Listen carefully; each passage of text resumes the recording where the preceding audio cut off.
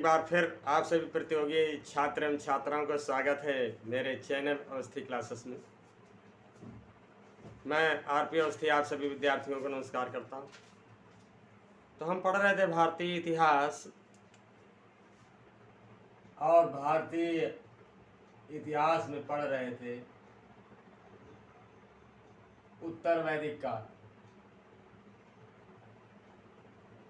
तो उत्तर वैदिक काल में ही एक घटना घटती है और वो है गौतम बुद्ध का जन्म, जिससे बौद्ध धर्म का उदय होता है। और बौद्ध धर्म के उदय होने से हमारे देश भारत में महान सामाजिक परिवर्तन होता है, धार्मिक परिवर्तन होता है और साथ ही साथ कमोबेश इससे बहुत कुछ हद तक जो है आर्थिक परिवर्तन भी होता है। तो सामाजिक, आर्थिक और यहाँ तक कि राजनैतिक परिवर्तनों का कारक है बौद्ध धर्म। वास्तव में जब गौतम बुद्ध का जन्म हुआ 566 ईसा पूर्व में,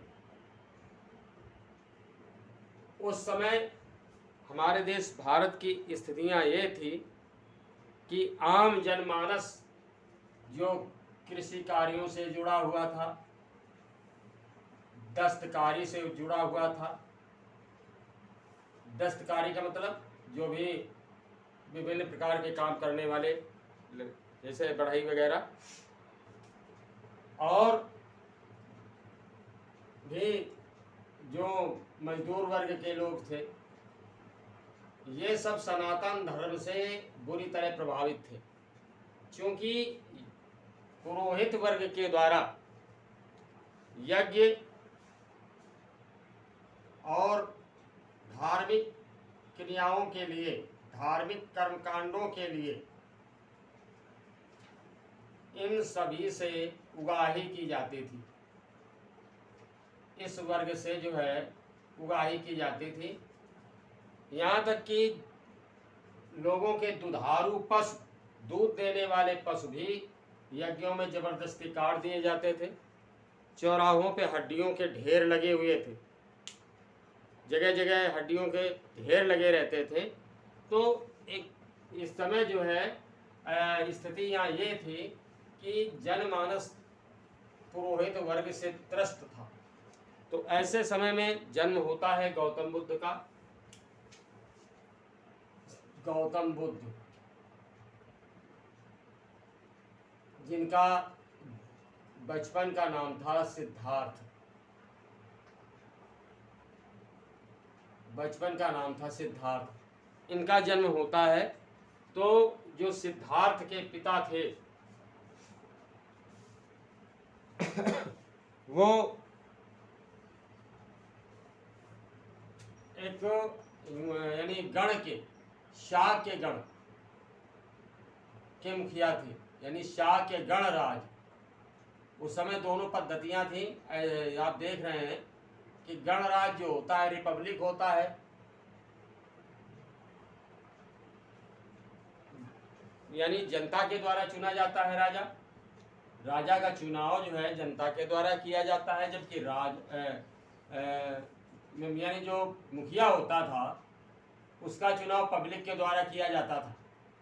ठीक, तो उस समय 8 गणराज्य थे, जिनमें एक गणराज्य जो है वो शाक्य गणराज था। तो उसके मुखिया थे गौतम बुद्ध के पिता।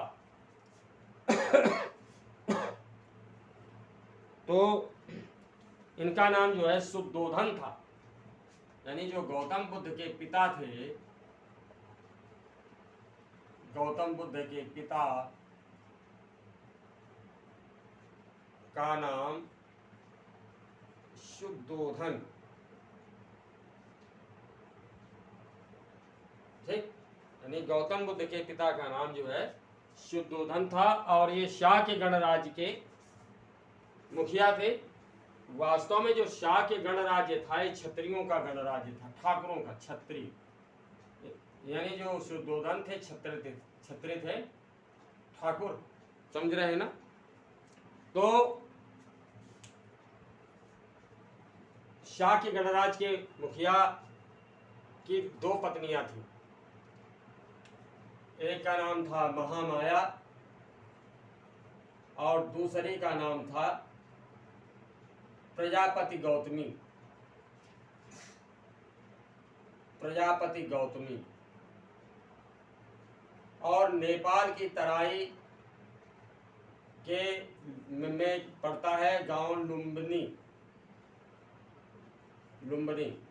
तो वास्तव में हुआ ये कि शुद्धोधन की पत्नी महामाया अपने मायके जा रहे थे नेपाल। तो नेपाल की तराई में लुम्बिनी जो गांव पड़ता है, तो उसी के जंगल में रास्ते जा रहे थे सेवकों के साथ में। तो लुम्बिनी के जंगल में ही जो है सिद्धार्थ का जन्म, सिद्धार्थ का जन्म हुआ। और सिद्धार्थ के जन्म के पश्चात 7वें दिन, सिद्धार्थ के जन्म के 7वें दिन जो सिद्धार्थ की माता थी महामाया, उनका देहांत हो गया। लिहाजा इनका पालन पोषण जो उनकी सौतेली माँ थी, स्टेप मदर, जिसे विमाता कहा जाता है, विमाता यानी स्टेप मदर,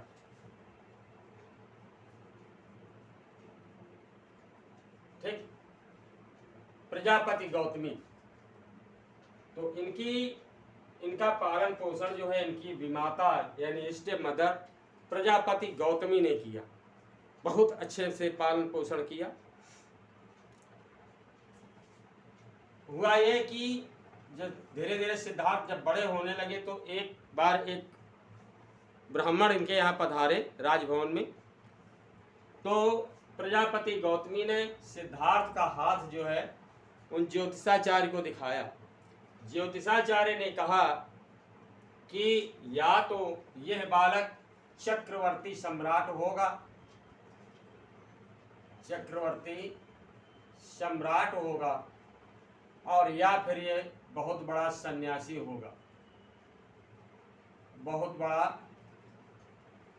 सन्यासी होगा।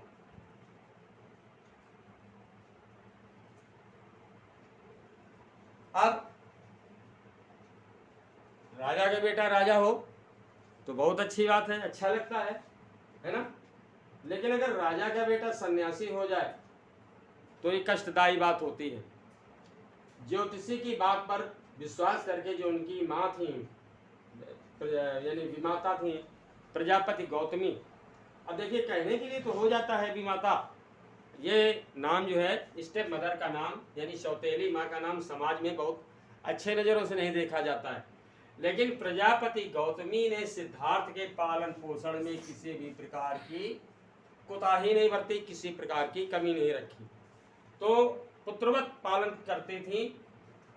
तो उनको ये चिंता होने लगी कि हमारा बेटा जो है सन्यासी हो जाएगा, तो ये कष्टदायी बात हुई। इस बात को उन्होंने अपने पति शुद्धोधन से जो है शेयर की। शुद्धोधन ने क्या किया, राजा तो थे ही, कि उस समय सिद्धार्थ के लिए सारी फैसिलिटीज अवेलेबल करा दी, राजभवन में ही सारी सुविधाएं उपलब्ध करा दी। यहाँ तक कि सिद्धार्थ के रहने के लिए उन्होंने तत्कालिक वैज्ञानिक पद्धति पर 3 प्रकार के जो है महलों का निर्माण करवाया। 3 प्रकार के महल उन्होंने बनवाए, जो सर्दी, गर्मी और बरसात, इन तीनों मौसमों के लिए अलग अलग जो है महल बनवाए उन्होंने, जिनमें सिद्धार्थ रहे। किसी भी प्रकार की उनको ऐशो आराम की या किसी भी जो मतलब दिक्कत परेशानी का सामना न करना पड़े। तो इस बात को दृष्टिगत रखते हुए उन्होंने ऐसी व्यवस्था की कि सिद्धार्थ को घर से बाहर ही ना निकलना पड़े। अब एक चीज बड़े गहराई से ध्यान देना कि जो व्यक्ति जिस परिवेश में रहता है उसी में ढल जाता है। अगर किसी भी व्यक्ति को, कोई बच्चा हो, उसे जिंदगी भर 500 का नोट ना दिखाया जाए, बचपन से लेकर के और 20 वर्ष की अवस्था तक, 25 वर्ष तक की अवस्था तक 500 रुपए का नोट ना दिखाया जाए तो उसे पहचान नहीं सकता है कि कितने का नोट है ना। यही स्थिति गौतम बुद्ध के साथ हुई। जब गौतम बुद्ध का पालन पोषण इस प्रकार से हुआ कि उनको महल में ही सारी सुविधाएं उपलब्ध हो गई, यहाँ तक कि महल में ही उनके जो है शिक्षा दीक्षा की व्यवस्था की गई, शिक्षण के लिए जो है आचार्यों की नियुक्ति की गई, योग्य आचार्यों की नियुक्ति की गई शिक्षा के लिए, और उनकी संगीत की शिक्षा के लिए भी जो है कुशल संगीतकार लगाए गए। इनका मन जो है सांसारिकता में ही उलझा रहे, इसके लिए इनके पिता ने खूबसूरत नर्तकियों की भी व्यवस्था कर दी। वहीं महल में भी जो है संगीत की शिक्षा चलती थी, नृत्य होता था, गायन होता था, ताकि जो है सिद्धार्थ घर से बाहर न निकले और इनका मन सांसारिकता में ही लगा रहे। ठीक। साथ ही साथ 16 वर्ष की आयु में 16 वर्ष की आयु में एक बेहद खूबसूरत राजकुमारी यशोधरा से इनका विवाह करा दिया गया। यशोधरा से इनका जो है विवाह करवा दिया गया 16 वर्ष की आयु में। यशोधरा के और भी नाम मिलते हैं, बिंबा, गोपा, मुद्रा, भदकक्षणा, इस तरह से इनके नाम मिलते हैं। ठीक है, तो और भी कई इनके नाम मिलते हैं। इनकी माता का मैंने नाम बताया, पिता का नाम बताया, और सिद्धार्थ, बिंबा, गोपा, भदकक्षणा। ठीक है, इनकी यशोधरा के नाम है बिंबा, पूछा जाता है सवाल, याद रखिएगा, गोपा, भदकक्षणा, भदकक्षणा या भदकक्षणा। ठीक है, ये नाम इनके जो है मिलते हैं, भदकक्षणा, ये नाम मिलते हैं इनके। ये यशोधरा के ही नाम है तीनों। तो सिद्धार्थ को यशोधरा से एक पुत्र प्राप्त हुआ 29 वर्ष की आयु में, और इस पुत्र का नाम जो है सिद्धार्थ ने राहुल रखा। राहुल, क्योंकि राहुल यानी पुत्र के जन्म को सिद्धार्थ ने अपने जीवन में राहु माना। राहु जानते हैं आप, नाम सुने होंगे, राहु केतु। राहु केतु कहा जाता है कि जब राहु और केतु चंद्रमा को ग्रसित करते हैं तो चंद्र ग्रहण पड़ता है। ये पौराणिक मान्यता है, जबकि ऐसा नहीं है, वैज्ञानिक मान्यता आप जानते हैं। तो सिद्धार्थ ने अपने पुत्र के जन्म को अपने जीवन में राहु माना, इसीलिए उसका नाम राहुल रखा। और पुत्र जन्म के बाद इन्होंने एक दिन अपने महल में ये देखा कि जो यानी पहले तो शाम के समय में संगीत आरंभ हुआ, नृत्य चलता रहा, गायन चलता रहा, बहुत देर तक चलता रहा। सिद्धार्थ बैठे रहे। अंत में करीब वही 12 बजे के बाद, यानी 1 से 2 के बीच में, रात्रि में 1 बजे से 2 बजे के बीच में देखा कि जो भी संगीतकार थे, यानी साजिंदे थे, सारंगी, तबला, सितार वगैरह बजाने वाले, वो भी नींद में ऊँघ रहे हैं। कुछ तो जो है कि किसी का सर जो है झुका हुआ है, और जो नर्तकियां नृत्य करते समय बेहद खूबसूरत लग रही थी। नर्तकियां जो नृत्य प्रस्तुत करते समय बेहद खूबसूरत लग रही थी। वो उनके किसी के सर झुके हुए हैं, किसी के बाल बिखरे हुए हैं, किसी के मुंह से लार बह रही है, किसी के दांत दिखाई दे रहे हैं। इस दृश्य को देख करके सिद्धार्थ जो है विचलित हुई कि परिस्थितियों बस किसी का सौंदर्य जो है कितना प्रभावित होता है। तत्कालिक परिस्थितियों के चलते हुए व्यक्ति के मतलब शारीरिक अवस्थाओं में कितना बड़ा परिवर्तन हो जाता है, और ये परिवर्तन जो है विभत्सता का रूप धारण कर लेता है, कुरूपता का रूप धारण कर लेता है।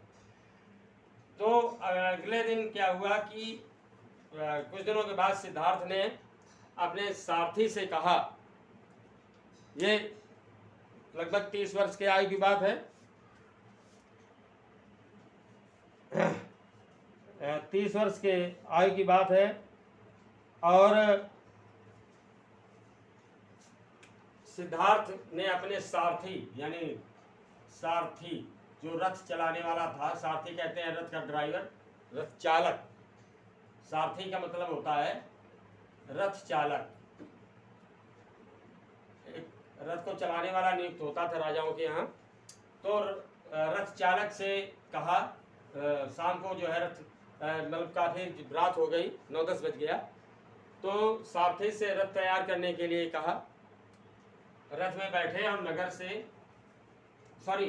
एक दिन क्या हुआ कि रथ चालक से सिद्धार्थ जो है अपने सारथी चन्ना के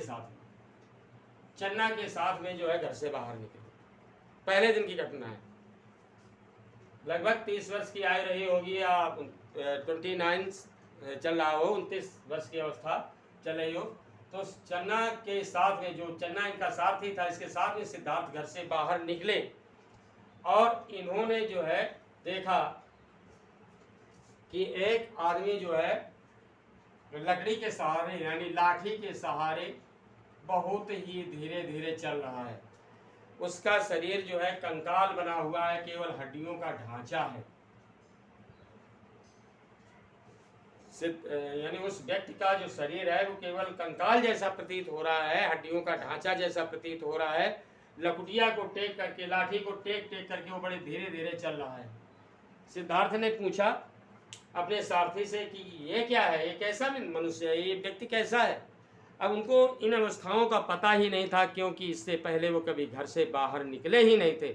और अंदाज़ा लगाइए आप कि जो व्यक्ति एक लंबे समय तक घर से बाहर नहीं निकलता है तो उसे बाहर की स्थितियों का ज्ञान बिल्कुल भी नहीं होता। तो उसके कंकालवत शरीर को देख करके सिद्धार्थ ने एक सवाल किया अपने साथी से कि इसकी स्थिति क्यों हुई। तो चन्ना ने ये जवाब दिया कि व्यक्ति पैदा होता है, बच्चा होता है, फिर वो युवावस्था आती है, और युवावस्था के बाद एक स्थिति आती है जिसे हम वृद्धावस्था कहते हैं, और इस वृद्धावस्था में व्यक्ति की हालत ऐसी ही हो जाती है। To see that person Siddharth was not happy. उस व्यक्ति को देख करके सिद्धार्थ खुश नहीं हुए, उन्हें बेहद दुख हुआ, और उन्होंने सारथी से रथ को घर वापस ले चलने के लिए कहा। अगले दिन फिर उन्होंने सारथी से रथ तैयार करने के लिए कहा। अपने सारथी चन्ना के साथ में वो घर से बाहर निकले। उन्होंने देखा कि कुछ लोग जो है एक व्यक्ति को जो है कंधों पर लिए जा रहे हैं, उसके ऊपर एक सफ़ेद कपड़ा बंधा हुआ है और कंधों पर लेके जा रहे हैं। पीछे से काफ़ी लोग जा रहे हैं और राम नाम सत्य है, इस तरह मतलब इस तरह की आवाज़ें लगाते हुए जा रहे थे। ठीक है। तो सिद्धार्थ ने जब देखा पीछे जो है महिलाएं भी बहुत ज़्यादा रोती हुई चिल्लाती हुई चली जा रही थी, हैं। देखा होगा कि जिस किसी स्त्री का पति मर जाता है तो वो बहुत ज़्यादा रोती है, बिलखती है, हैं, अरे मोरे राजा, हैं, पछाड़े खा खा के गिरती है, बेहोश हो जाती है। लोग महिलाएं उनको पानी पिलाती हैं, इसके बाद जैसे ही होश आता है छींटे मारती हैं, होश आता है तो फिर रोने लगती है। तो यही स्थिति देखी सिद्धार्थ ने कि पहले पुरुष है, उसके पीछे महिलाएं बेहद कारुणिक स्वर में जोर से जो है रोती चिल्लाती जा रही हैं तो इस स्थिति को देख करके सिद्धार्थ ने पुनः पूछा अपने साथी चन्ना से कि ये क्या है। तब सिद्धार्थ से उनके साथी चन्ना ने बताया कि ये व्यक्ति मर गया है, he has died। ये व्यक्ति मर गया है और शरीर से जब प्राण निकल जाते हैं तो यही स्थिति होती है। Seeing this, Siddharth was not happy on that time। उस स्थिति में भी जो है उस समय सिद्धार्थ प्रसन्न नहीं हुए, खुश नहीं हुए और वो वापस अपने साथी के साथ महल में लौट आए। तो लौटने के पश्चात अगले दिन फिर सारथी के साथ में सिद्धार्थ घर से बाहर गए। उन्होंने एक सन्यासी को देखा। सन्यासी को देख करके सिद्धार्थ ने अपने सारथी से पूछा कि ये कैसा व्यक्ति है। सिद्धार्थ को सारथी ने बताया कि इन्हें जीवन से वैराग्य हो गया है, इन्होंने संसार त्याग दिया है, इनको किसी भी व्यक्ति से ना तो स्नेह है, ना लगाव है, ना इनको धन संपत्ति से लगाव है, ना इन्होंने अपना परिवार छोड़ दिया हुआ है, समाज छोड़ दिया हुआ है। अब ये विरक्त हैं, सांसारिक सुखों से ये विरक्त हैं, संसार को इन्होंने त्याग दिया हुआ है। सिद्धार्थ इस स्थिति को भी देख करके प्रसन्न नहीं हुए और वो वापस लौट आए। लौट आने के पश्चात रात में उन्होंने देखा कि उनका पुत्र और उनकी पत्नी यानी राहुल और यशोधरा गहरी नींद में सोए हुए हैं। एक बार उठ करके उन्होंने अपने पुत्र और पत्नी को देखा। तत्पश्चात अपने कक्ष से बाहर निकल आए। सारथी चन्ना को बुलाया, रथ तैयार करने के लिए कहा। सारथी ने रथ तैयार किया और रात्रि के समय में वो रथ से चन्ना के साथ में रथ में बैठ करके नगर से बाहर निकल आए। नगर से बाहर निकल करके उन्होंने अपने कीमती वस्त्र और आभूषण सभी सारथी को दे दिए, चन्ना को दे दिए और उसे वापस जाने के लिए कह दिया। वहाँ से जो है यानी उन्होंने गृह त्याग कर दिया। सिद्धार्थ ने गृह त्याग कर दिया और बौद्ध धर्म में सिद्धार्थ के गृह त्याग की घटना जो है महाभिनिष्क्रमण के नाम से जानी जाती है। महाभिनिष्क्रमण के नाम से जानी जाती है ये घटना बौद्ध धर्म में। ठीक, तो गृह त्याग कर दिया सिद्धार्थ ने और वहां से चल करके सिद्धार्थ वैशाली के पास अलार कलाम के आश्रम में आए। इससे ये पॉइंट पूछा गया है कई बार। अलार कलाम के आश्रम में आए और अलार कलाम जो है सांख्य दर्शन के ज्ञाता थे, विद्वान थे। सांख्य दर्शन, ठीक, सांख्य दर्शन के आचार्य थे। सिद्धार्थ यहाँ कुछ दिन रुके लेकिन उनका मन जो है संतुष्ट नहीं हुआ, उन्हें तसल्ली नहीं मिली। इसका परिणाम ये हुआ कि सिद्धार्थ ने अलार कलाम का भी आश्रम छोड़ दिया। वहाँ से चलने के पश्चात वो और कुछ लोगों से मिले और भी कई आचार्यों से मिले, लेकिन उन्हें ज्ञान नहीं प्राप्त हुआ, उन्हें संतुष्टि नहीं मिली। और इसके पश्चात उन्होंने 35 वर्ष की आयु में क्या किया कि एक पीपल के वृक्ष के नीचे बैठ करके समाधि लगा ली। ठीक, ऋजुपालिका नदी के किनारे, ऋजुपालिका की नदी के किनारे पूछा जाता है सवाल। पीपल वृक्ष के नीचे बैठ करके इन्होंने समाधि लगा ली। लेकिन एक दिन क्या हुआ कि एक बालिका जो है इनको खीर खिला गई। गौतम बुद्ध ने उसकी खीर ग्रहण कर ली और वो जो है लड़की वाल्मीकि समाज की थी। वाल्मीकि जानते हैं आप, सफाई कर्मी, तो इस समाज की थी। तो और भी इनके साथ में 5 लोग थे, 5 ब्राह्मण शिष्य थे, वो भी तपस्या कर रहे थे। 5 ब्राह्मण थे। पांच शिष्य नहीं कहेंगे, 5 ब्राह्मण बालक थे, वो भी तपस्या कर रहे थे। उन्होंने जब ये देखा कि इन्होंने खीर ग्रहण कर लिया उस वाल्मीकि कन्या के हाथ से, तो इन्होंने कहा कि बाबा तो भ्रष्ट हो गया, और वो गौतम बुद्ध का यानी सिद्धार्थ का साथ छोड़ करके चले गए। इस घटना के पश्चात सिद्धार्थ ने जो है तपस्या करना आरंभ किया, और 7वें दिन अमावस्या की रात में इनको ज्ञान प्राप्त हुआ, और ज्ञान प्राप्त होने के पश्चात सिद्धार्थ गौतम बुद्ध कहलाए।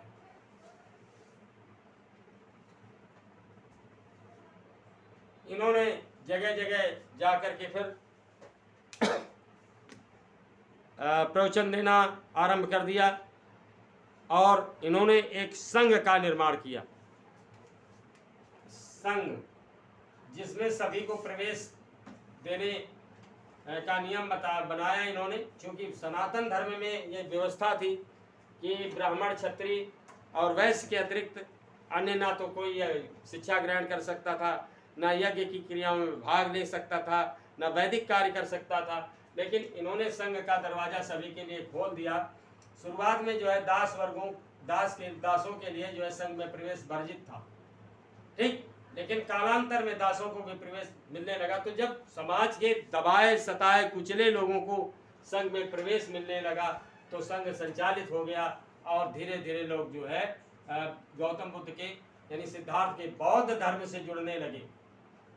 और बौद्ध धर्म जो है भारत में ही नहीं बल्कि जो है विदेशों में भी इतना ज़्यादा इसने प्रचार प्रसार पाया कि हिंदुस्तान, मलेशिया, जावा, चीन, सुमात्रा, बोर्नियो, थाईलैंड, कंबोडिया जैसे देशों में फैला, चाइना, जापान जैसे देशों में फैला, ठीक।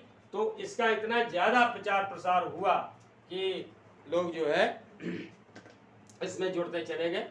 तो ये एक बहुत बड़ा परिवर्तन का काल था, बहुत बड़ा परिवर्तन हुआ इससे बौद्ध धर्म के द्वारा। तो आगे इनकी शिक्षाएं क्या हैं, इनके नियम क्या हैं, तो इसके बारे में और बहुत सी जानकारी मैं नेक्स्ट लेक्चर में दूंगा। तो उम्मीद करता हूं कि आज का ये अध्यापन समझ में आया होगा, लेक्चर समझ में आया होगा। अगर कहीं किसी भी प्रकार की कोई प्रॉब्लम है तो प्लीज़ कमेंट करके पूछिए, मैं उत्तर दूंगा। नए छात्रों से मेरा पुनः अनुरोध है कि मेरे चैनल अवस्थी क्लासेस को सब्सक्राइब करें, इसे लाइक करें और शेयर करें। तो नेक्स्ट लेक्चर में मेरी फिर आपसे मुलाकात होगी, तब तक के लिए नमस्कार।